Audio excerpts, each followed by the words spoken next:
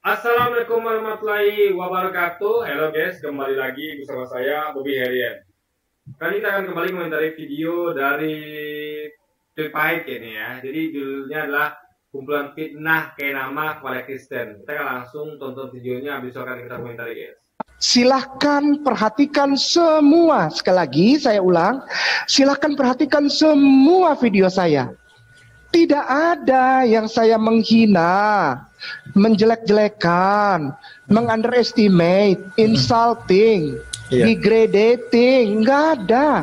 Faktanya, timbunlah tanah yang berlubang. Contoh ini ya.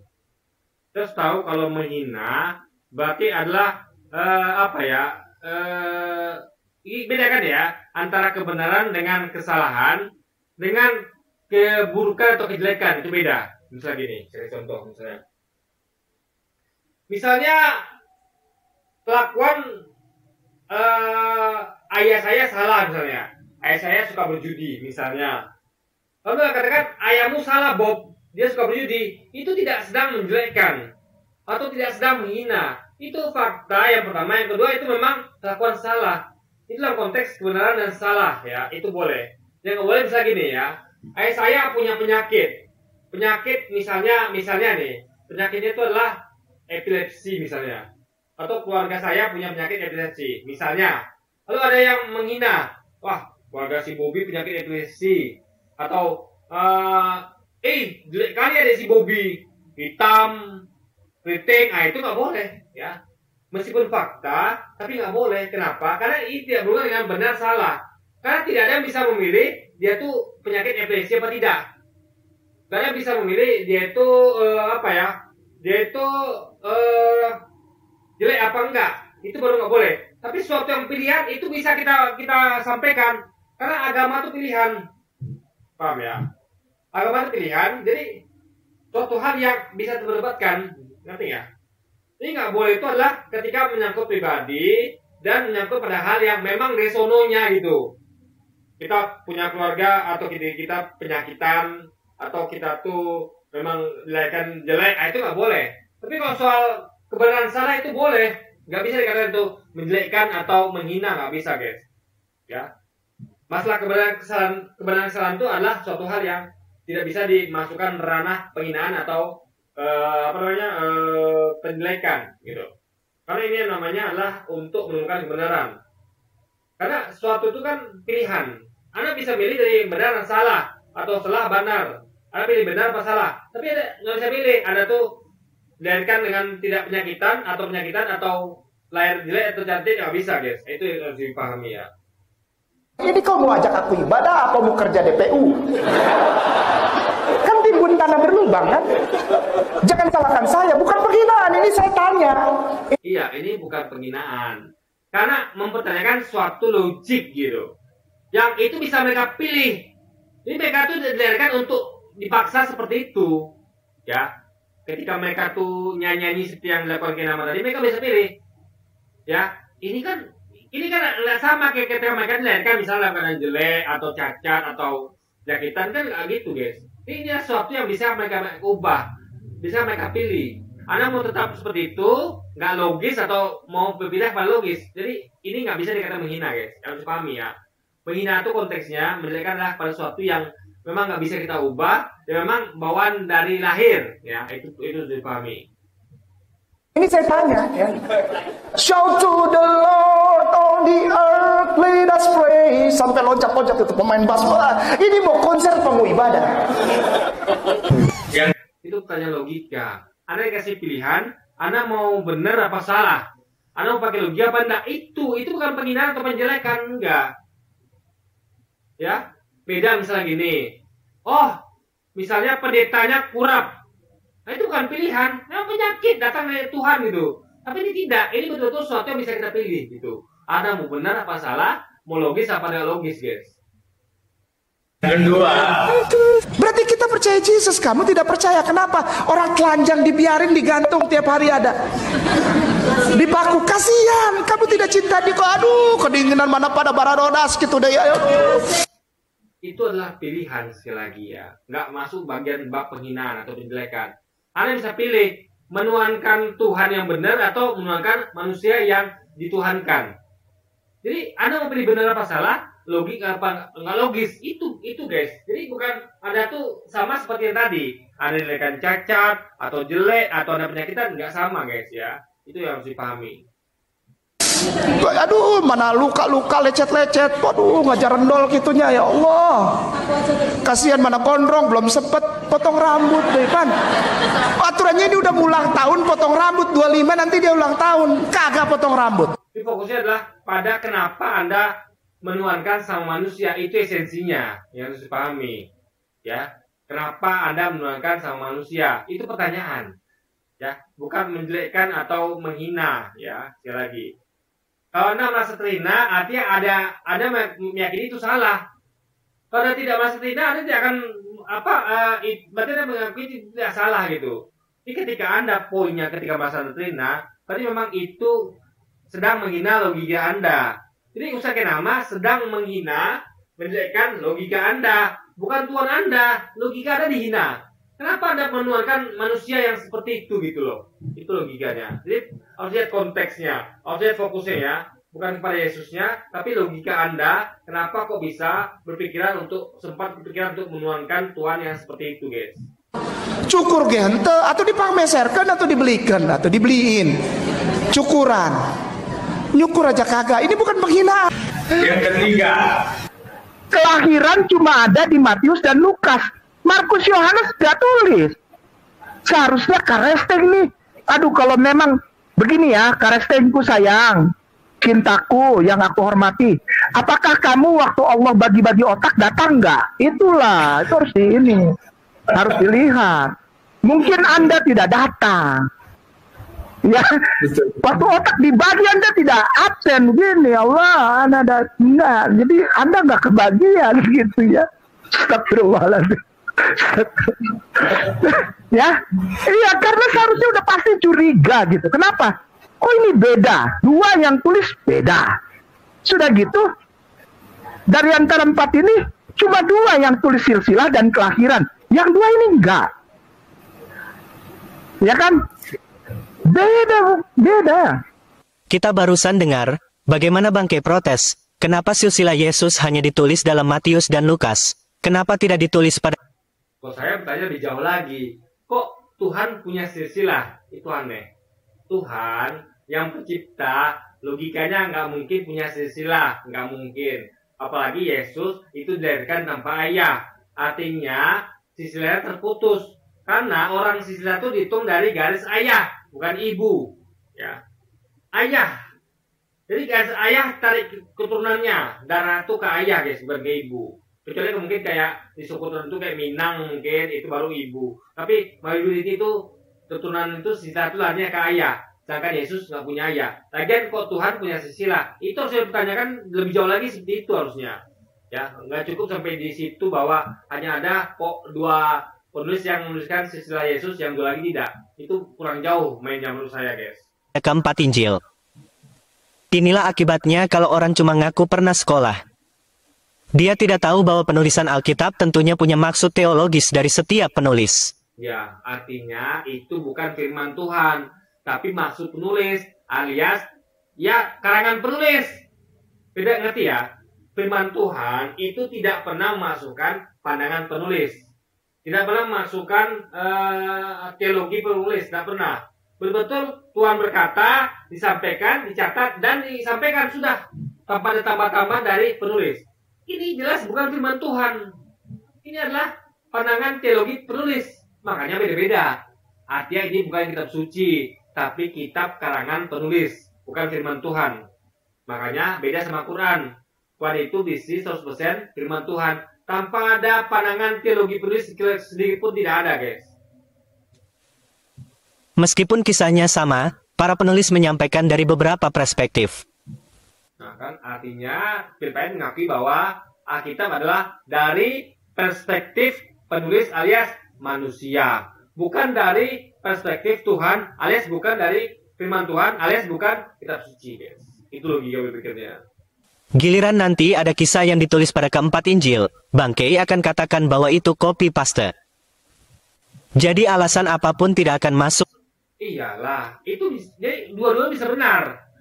Kenapa tadi itu bilang gitu? Ya kan, begitu alasannya. Sekarang kenapa kok kalau 4 itu sama semua? Bisa di copy paste. Karena mereka ini gimana pun manusia yang tentu akan saling mendengar satu sama lain gitu. Itu logikanya. Jadi itulah bahayanya kalau yang menulis itu manusia dan dari sudut pandang perspektif manusia. Bisa jadi kopian, bisa jadi ya kayak tadi ada 2 nulis, ada 2 tidak. Itulah bahayanya kalau dari sudut pandang teologis manusia.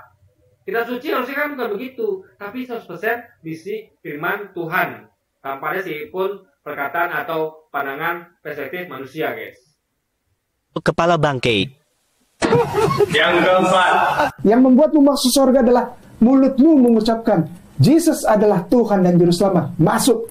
Kau mau berzina, kau mau bersundal, kau mau mabuk, kau mau makan babi kecap pakai sambal pakai babi, terserah. Yang kelima, Bahwa dulu ya itu nggak masuk akal. Tidak mengajarkan kita itu tanggung jawab. Islam itu jelas mengajarkan tanggung jawab. Anda yang berdosa, Anda tanggung akibatnya. Kalau Anda tidak mau tanggung akibatnya, jangan berbuat, atau kalau berbuat ada khilaf, Anda bertobat. Jadi Islam mengajarkan tanggung jawab. Tidak seperti Kristen yang mengajarkan tanggung jawab itu dilempar ke Yesus. Itu guys. Sehingga logikanya ingat ya, kejahatan timbul karena ada kesempatan. Waspadalah, waspadalah. Artinya Islam menutup peluang itu. Dengan tanggung jawab dikasih ke kita, tidak ada peluang kejahatan. Kenapa? Ketika Anda berbuat kejahatan, Anda yang nanggung. Tidak ada yang akan menggantikan Anda untuk menanggung kejahatan Anda. Islam beda. Ada yang lain yang nanggung, yaitu Yesus. Sehingga itu menjadi peluang untuk melakukan kejahatan, guys. Karena kesempatan itu ada, dikasih. Karena Anda tidak tanggung jawab. Anda bayangkan ya, di dunia hukum. Ada pelaku kriminal. Dia membunuh orang, mencuri rampok. Tapi dia tidak dihukum hanya karena dia percaya pada seseorang. Lalu orang itu yang dia percaya itu nanggung akibatnya. Apa yang terjadi? Dia akan mengulangi kesalahannya. Kenapa? Karena hukum tidak berjalan. Orang melakukan itu tidak dihukum. Makanya banyak Anda lihat banyak hukum itu yang orang melanggar hukum begitu. Karena hukumannya ringan, bahkan dia bersalah tidak dihukum. Itu yang berbahaya itu, guys. Tidak ada tanggung jawab gitu kan. Dulu saya sebagai orang yang di atas mimbar, bukan di tempat duduk di jemaat, bukan, saya di atas mimbar, itu mengajarkan bahwa bahkan kepada anak-anak dari sekolah minggu, anak-anak masih kecil, saya Laskar Kristus, Laskar. Ada lagunya sampai sekarang dinyanyiin kok. Pernah dengar ya? Saya Laskar Kristus Syakrak, saya bukan pasukan berjalan, pasukan berkuda, pasukan menembak. Itu anak kecil nyanyi dari kecil. Aku pasukan, aku Laskar Kristus. Daripada dia potong aku duluan, aku tebas dia duluan. Siapa dia itu? Muslim. Silahkan cari video saya.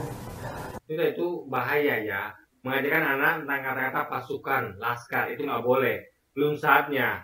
Ingat, setahu saya ya, kita tuh baru mulai pendidikan militer tuh SMA. Makanya ada namanya SMA Taruna. Itu anak-anak mulai dididik militer. Itu bukan militer murni, tapi ya disiplin. Bagaimana dia tuh berbaris, latihan fisik. Belum masuk ke pegang senjata, belum. Belum diajarkan tentang berkuda, belum. Nah, itu bahaya kalau diajarkan. Ya. Kecuali dulu waktu hukum tidak ada. Ingat dulu tuh kan zaman berperang memang. Itu silakan anak-anak diajarkan berkuda, silakan. Memanah, memakai senjata, itu zaman berperang. Ketika hukum tidak ada. Tapi sekarang adalah zamannya hukum. Sehingga tidak lagi diajarkan tentang itu. Ngerti ya? Beda zaman, beda konteksnya. Ketika bukan zaman berperang, ada hukum, ada polisi, ada penegak hukum. Diajarkan apa? Untuk taat hukum.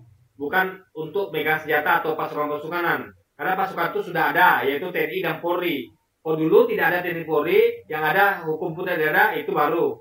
Karena zaman berperang, itu dibedakan. Jadi, gak boleh anak kecil diajarkan zaman sekarang ini tentang laskar-laskar, pasukan, atau tentang menembak berkuda, gak boleh guys ya. Karena zamannya beda gitu. Yang menjatuhkan, yang menyerang, yang menjelek-jelekan, yang memaki-maki, mengunderestimate, insulting. Silakan cari deh wallahi. Insya Allah saya tidak pernah melakukan hal itu. Ini beda ya. Jadi memberitahu kebenaran untuk memperbaiki kesalahan itu beda dengan menjelekkan, menghina yang memang sesuatu yang nggak bisa diubah dari lahir misalnya. Memang terlahir cacat, terlahir jelek, terlahir penyakitan, itu baru penghinaan. Tapi kalau menerangkan sesuatu yang benar, ada kesalahan, itu boleh dan bukan masuk dalam bab menjelekkan atau menghina. Apalagi yang disindir itu adalah kelakuannya, logikanya gitu. Kenapa kok menyembah manusia? Kenapa kok ibadah itu kok nggak seperti ibadah seharusnya, yaitu yang khusyuk, yang tenang, yang betul-betul hikmah? Kenapa ibadah itu malah seperti konser? Nah, itu kan kebenaran, menyampaikan kebenaran di atas kesalahan dalam segi logika. Itu bukan menghina namanya, kalau menjelekkan. Dia harus bisa bedakan antara menghina dan menjelekkan, guys. Dengan berdakwah atau ceramah itu harus bisa bedakan, gitu kan. Sering bilang umat pilih. Jadi kalau Anda semua katakan menjelekkan, menghina, orang nggak bisa lagi berdakwah. Kenapa? Gimana menyampaikan kebenaran? Dikit-dikit ada katakan menjelekkan, menghina. Enggak begitu, ya. Anda lihat dulu bagaimana Ibrahim. Lihat, Ibrahim itu, ya, dia tuh mengatakan apa adanya tentang kesalahan dari kaum penyembah patung waktu itu tuh, kaumnya Namrud yang dituankan. Jadi dia tuh membuat patung-patung yang dituankan itu Ibrahim itu mereka tuduh Ibrahim menghina Tuhan mereka, menjelekkan. Padahal Ibrahim tidak sedang melakukan itu. Dia sedang memberikan kebenaran, memberitahu kebenaran bahwa apa yang kalian lakukan ini salah. Kenapa kalau kalian itu menyembah patung yang itu kalian buat sendiri, yang nggak bisa ngomong, nggak bisa buat apa-apa, dan dibuktikan dengan Ibrahim itu menghancurkan semua patung itu kecuali patung yang paling besar. Dan dia meletakkan kapal itu di patung yang besar untuk menghina logika mereka. Itu logika mereka itu dihina sama Ibrahim, itu boleh, ya, bukan masuk dalam konteks karena mereka itu sendiri. Mereka mau menyembah sesuatu yang nggak masuk akal atau mau menyembah sesuatu yang masuk akal. Dia harus bedakan. Jadi apa yang dilakukan Ibrahim itu bukan menghina. Kalau dipaksa menghina berarti sedang menghina logika, dan itu nggak masalah. Yang masalah ketika Ibrahim menghina fisiknya Namrud. Oh, Namrud jelek, oh hitam. Itu baru menghina yang nggak boleh, guys, menjelekkan. Tapi kalau menyindir atau menjelekkan logika itu boleh dalam rangka kebenaran, guys. Itu harus dipahami. Kan Allah, oh ale-ale, misalnya gitu ya, kayak gitu ya. Saudara dan saya, dan apabila saudara saya saudara, saya sebetulnya 5 menit habis karena saudara saya aja. Sebetulnya dia nggak punya bahan khotbah. Saya dulu gitu, Ustaz. Kalau kehabisan bahan khotbah mulai dah. Hal itu. Itulah semacam kritik, ya. Jadi Ustaz Gamal tuh ingin memberikan pendidikan, kritik atau tips. Hendaknya dakwah itu jangan begitu-gitu aja. Hendaknya Anda tuh meluaskan bahan dakwah Anda, sehingga Anda tuh umat tuh mendapatkan sesuatu yang lebih bermanfaat gitu. Dibandingkan yang seperti tadi yang dikatakan oleh Kenama gitu kan. Ya. Apabila saudara, yakinlah saudara. Apa orang nggak ada ngomong, main yakin-yakin aja. Yakinlah, dia telah menyentuh saudara, dan saudara, nya panjangin, biar waktu panjang. Padahal nggak ada bahan khotbah, nggak ada, kartu mati. Ya. Wow. Ini pasti pengulangan, guys. Jadi kita skip aja ya. Ini konten nggak bermanfaat tuh begini. Jadi menit ke-5 sampai 8:05, 3,5 menit itu pengulangan, mubazir, buang-buang data, buang-buang kota. Jadi banyak risiko aja, guys. Oke, jadi mungkin sekian dulu aja video kita kali ini, dan sampai jumpa lagi di video-video selanjutnya. Dan wassalamualaikum warahmatullahi wabarakatuh, guys.